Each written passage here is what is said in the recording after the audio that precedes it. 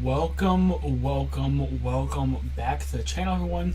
My name is Blue the Jaegers, and today we're going to be taking a break from Attack on Titan, not entirely, and we will be going on to another show. The NBC comedy, The Good Place. And it was a comedy in more ways than one. For even though the show prided itself on its witty jokes and subpar humor, the ending was also a joke. I promise this is not going to be a Attack on Titan video, but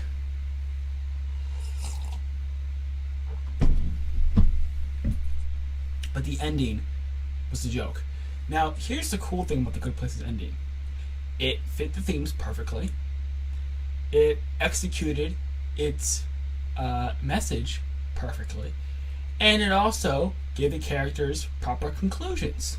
So you may be asking yourself, well, Beluga, you said that The Good Place had good stuff. I mean, why is The Good Place not good? And I'll tell you why. Because, as I've always said, stories are supposed to be life-changing. Especially long ones like The Good Place. Right? If you're going to spend that much time making an impactful series, then make an impactful series. And so these people took the deliberate time to make an impactful series. And I tried to make an impactful series, and it had a lot of philosophy in it, which is it's actually extremely distressing if you look at the philosophy in The Good Place, because there is this idea of competing moral values, and I'm sure you understand why I feel distressed about competing moral values. Thank literal God I have the Bible for that. But speaking of the Bible, that's where I get into my main problems with, is that while it's perfect as far as its execution of its message, its conclusion for the characters, and for the themes of the story, the message is absolutely terrible. Now you're just saying, whoa, Beluga, wait a second, you're a hypocrite. I know you from that other show that will not be named again until its appointed time. You support that thing. How come you don't support this thing? If you're thinking that, leave a comment. I will reply to it. But for now, we're not talking about that show. We're talking about The Good Place.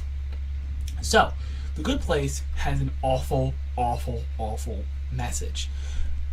The message is, literally, become a good person so that your life becomes good. So good, in fact, that you get to the point where you need to commit suicide. And if by happenstance, your life does not become so good during your natural lifespan, and you actually end up dying of natural causes or unnatural causes otherwise, and then you go into the afterlife, be sure to commit suicide there too when you're ready.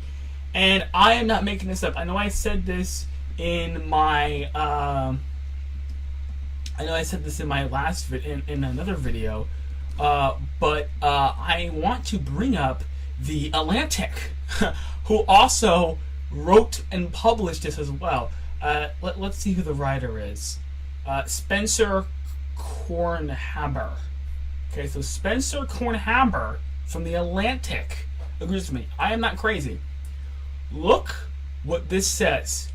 Quote, drawing from some of the most profound teachings of religions around the world, the show made a soothing, seductive, ellipsis-sick case for death.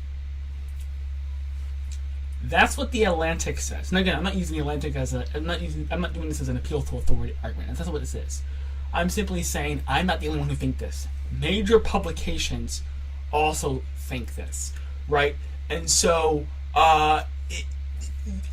it says to get your life to a point where commit suicide. It says if you go to heaven, your life will become boring because it'll be an endless chase of pleasure or dull conversation forever. Because what else are infants shut up in the womb supposed to think about what happens after you were born? They have no idea. They have no idea about anything in the afterlife. They haven't been told it. And so they think the only thing they can think of is this. It'll just be boring. But here's where it really gets sick. Where it really, really gets sick. Eleanor is the love interest of Chidi. And those are the two main characters, Eleanor and Chidi. Eleanor and Chidi, Eleanor's a bad person, she becomes a good person, she gets married to Chidi, Chidi's a moral philosopher, blah, blah, blah. She marries Chidi, they die together, they go to the afterlife together. They spend, I think, around 100 years, pretty much. And they are, just hanging out, living their life, day by day. And eventually, Chidi tells Eleanor that he feels it's ready to commit suicide in heaven. I'm not joking. Again, you guys think I'm making this up, but for those of you who have not watched the show, I am not exaggerating. I'm not using superlatives. I'm telling you, they are committing suicide in heaven. Literally. It's not a joke. Not violently, but they are committing suicide in heaven. Anyway, he says it's time to commit suicide in heaven.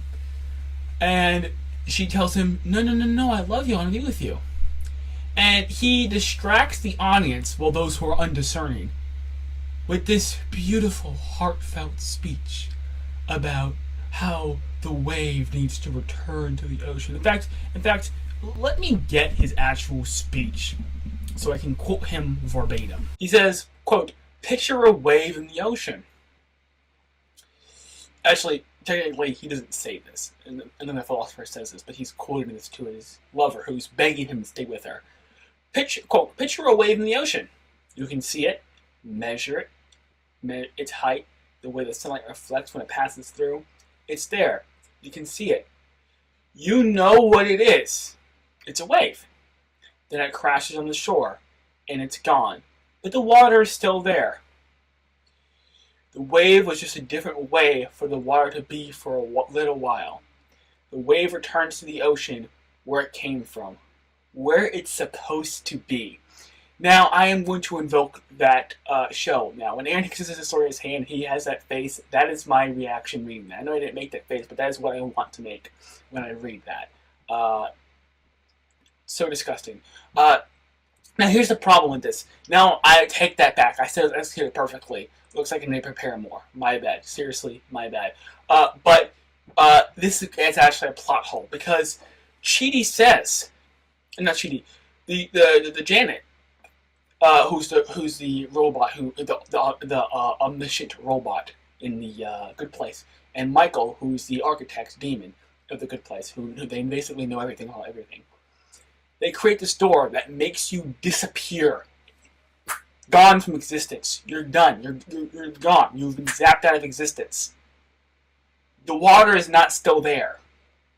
It's gone. It's literally been it's been eradicated from existence. They just violated Einstein's principle. Matter cannot be created or destroyed. Matter is being destroyed. Literally, it's gone. It's not there. It does not exist. I don't know how else to say it. If I smash this microphone, it's going to be in pieces everywhere. If I set it on fire, it's going to be turned to ashes. It's not any of that. It's gone. I don't know how else to say it. It's gone. It's what you were minus your age minus 10 years. It wasn't around. Okay, so I take that back. It was not executed perfectly. Now here's the crazy thing. Not only that, but he's saying he's supposed to be, right? He's supposed to be non-existent anymore. He's supposed to be ripped away from Eleanor, right? He's supposed to not be with Eleanor. Which means that to Eleanor, again, what I just said, he's not supposed to be with Eleanor. He should not be with Eleanor. He doesn't belong with Eleanor. He should go somewhere else besides being with Eleanor. Now the third ramification of this, after giving us the message of suicide, and I'll give them that being a good person is definitely the message. I'll 100% give them that for sure. It was, but being a good person leads to a good life is what they're trying to preach, and being a good life makes it boring. So kill yourself. And if it takes 200 years, fine. If it takes 400 years, fine. But kill yourself, literally. And you belong. You belong to the realm of non-existence. I know it's an oxymoron, but My words are limited now, right? So you belong that way. So besides all of that, the final thing we get from this romance, which is not better than Aaron Mikasa, he tells her, in no uncertain terms, I would rather not exist, not even die. I would rather not exist and spend another year with you, Eleanor. That's what he's telling her. And he's saying, if you want me to spend another year with you, Eleanor, you are being selfish because I belong to not be with you. What sort of garbage is this? What? This is supposed to... Oh, this is so sweet. It's like, no! No! This is ridiculous. Who is falling for this? This is a great show. The person who wrote this was a genius. But this is exactly what happens when you do not have a biblical worldview. You end up making dumbness like this. What is wrong with this person? And I don't blame them. I do not blame them because they don't know what happens in the afterlife. They have no freaking clue.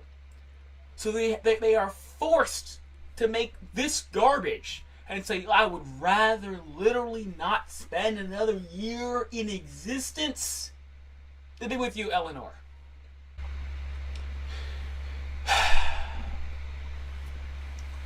But, of course, so the message is awful. The message is awful. It's extremely terrible. Now, is there redeeming qualities? Yes. Does something have good messages? Yes. Another awful message is that your goods outweigh your bads. You can outweigh your goods with your bads. I'm sorry, but that's untrue. And then I have this thing called the medium place. Again, this is all written from a human's perspective of just humans. It's what you know when you're looking at perspective from you're thinking about stuff. I like to say you have to think about it from a top-down perspective, from God's perspective, and then onto you. If you're looking at it at an eye level, you're not going to be able to see what's around you. It's sort of like a drone. Like if I'm standing in the middle of my city, I can see the building there, I can see the streets there, but I can't really make out a full picture. Only when I go up into the skies can I then see the entire picture. That's what these people are doing. That is exactly what they're doing. They have, your goods can outweigh your bads. Such thing as a medium person. People can do good deeds purely out of good motivations, and then it all blows up in their face with this nonsense. Now, for all you, I'm not a writer. I am but a humble essayist. But for all of you who are making stories out there, please, don't be lazy. Just because you have witty humor and a good storyline, and your message thematically makes sense for the story and for the characters, please, do not write a bad message. Birth of a Nation is a great example of this. It is a masterpiece. Yes, it is a masterpiece. But the message is so awful. The message is terrible. It's horrendous. It's putrid in every conceivable way. And so it rightfully does not get all the praise it should get. But it's still a very good film. This is a very good show. It is a very good show. It's just a disgusting message. So please. If you're writing something, make sure the message of the story is objectively good and adheres to objective moral standards. And if you want to know where to find those, go to your church and open up a Bible. The Gospels. That's a great place to start. Just open up the Gospels and you'll see it there. Now the other show has, turn the other cheek, forgive your enemies, perfect love casts out fear. That's all in the Bible. And that's all in the other show. The other show that you guys, if you know what I usually do, you know what I'm talking about. And what? For your writers, if you're listening, use those. Just those. Type into your computer quotes from Jesus. Take any one of those quotes. Or it doesn't even have to be Jesus. I'm saying use that with Jesus. Any other, Bible verse is perfectly acceptable too. I'm just saying you can start there. And then if you see something that sticks out to you, write about that. It'll be great. I promise you, it will be great. And it will make complete sense from start to finish. Because this ending you see here, It had to happen. There was no other way. Because from a human's perspective, from a ground level perspective, this is all they can see. That is all they can see. Anyway, guys, that is my video for today. I hope you guys liked it. Make sure if you want to share it with your friends, if you know any riders, share it with them. Make sure to like and subscribe, and I'll see you in the next video.